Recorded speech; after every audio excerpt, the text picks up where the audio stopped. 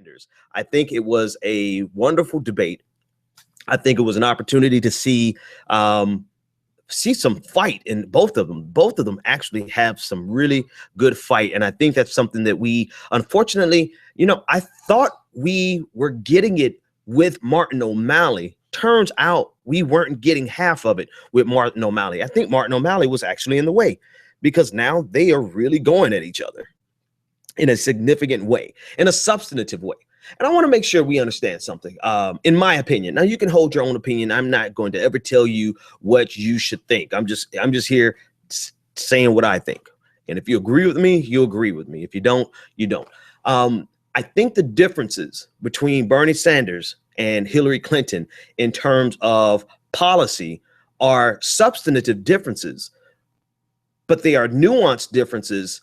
And I was glad to see them actually argue the point. The point really is, where is your focus going to be and where do your loyalties lie?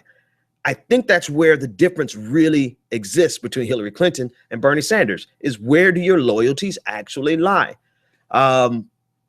What is his name from The Last Word with Lawrence O'Donnell? Lawrence O'Donnell, before the show, he actually pointed out that Hillary Clinton's tax policy is really pulling for 43% for the top marginal rate, top marginal tax bracket. Bernie Sanders is 53%. There's a big difference between 10 points on the top marginal rate. But there is an increase with Hillary Clinton's. Hillary Clinton's policy does give a raise. I was honestly quite surprised that Hillary Clinton is even going for extra, what is that, 9 points from where we currently are. Bernie Sanders is going for a total of about 19 points from where we are. And I'm mentioning all this because there may be subtle differences in their policies, but those differences are substantive because it really represents where your loyalties lie. One of the callers last night, I think one of the more salient questions last night was, if Bernie Sanders and Hillary Clinton both have about a 93% parity in their voting records in terms of progressive values, can we really say that they're different? I can say that they both have voted in a progressive direction 93% of the time.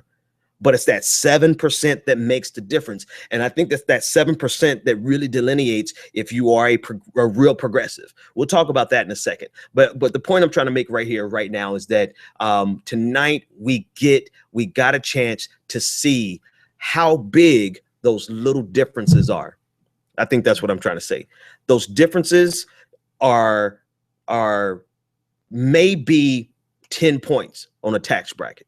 Those differences may be, how soon will we pull someone out versus Hillary Clinton might keep people in all the time.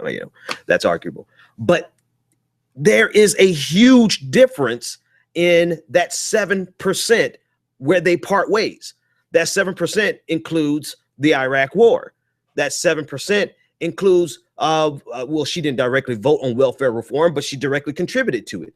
And so tonight was the type of debate where you really got to see the differences in the factions and the Democratic Party. And I think we have not seen anything like this in a very long time, not in a very meaningful and a substantive way. So I want to applaud MSNBC for hosting, I think, one of the best debates. Give credit where credit was due. I think they had great questions, great follow-ups. I wasn't disappointed. It was a really great debate. Now, with that being said, let's talk about the things that they talked about. I have a caller who already called in, so let me get him in. Get this. But the last caller that got through before the internet connection went down was we were talking about, is it possible that a lot of Bernie Sanders supporters, not supporters, but a lot of Americans don't really fully know what Bernie Sanders is promising? The good things that we consider good that can be easily spun as being bad. Like the last caller said, they were like, he's going to make a bigger government. That's not necessarily a bad thing, right? We have expansions of government almost every single year. And then we have contractions of the government almost every single year. And we contract the government, particularly in places where we have social safety nets. And so the question is, do people really understand what Bernie Sanders is promising? I know my audience does, but does the average voter understand? And if we begin to unpack those things, will it actually be, can it be beneficial to Bernie Sanders himself? I actually think that it could. But then there's a lot of other things that happened during the debate. Let me move the screen over here. A lot of other things that went on in the debate that one caller mentioned, Umar. Hillary Clinton made a lot of attacks on Bernie Sanders. And I think that Bernie Sanders really, how can I say this? Bernie Sanders, I don't want to say he's too nice, but I just would say he's not taking every opportunity to clap back at Hillary Clinton. And as we've been saying all week, it's not an attack, in my opinion, if it's the truth. It's not an attack if it's the truth. Just simply stating the facts about Hillary Clinton should not be considered an attack. And so I think there's plenty of room, plenty of opportunity for Bernie Sanders to really hammer Hillary Clinton simply with the truth. And that's one of the things that I felt was a missed opportunity tonight. A missed opportunity was that he actually allowed a lot of things, in my opinion, to slide.